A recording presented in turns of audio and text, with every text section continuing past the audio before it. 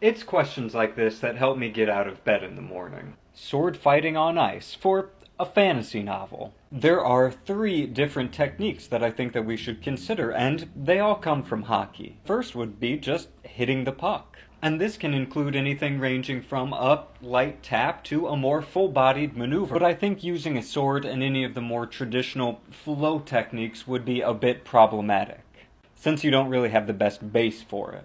But one technique that I think would do really well on ice would be the moulinette.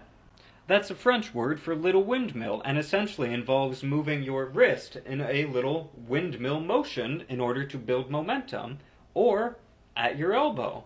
Now, this wasn't as devastating as a more full-bodied cut, but was effective against lightly and unarmored targets, and I think it would do pretty well when considering the momentum on ice.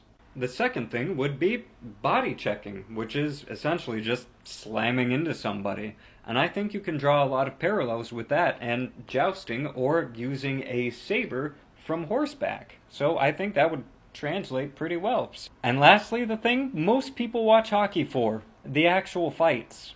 This usually involves grabbing your opponent so that way both you don't fall down and they can't get away, and then going to town. And grappling is taught side by side with pretty much any sword fighting technique or discipline you can think of. And when paired with, ideally usually a shorter blade, can be quite devastating even against armored targets.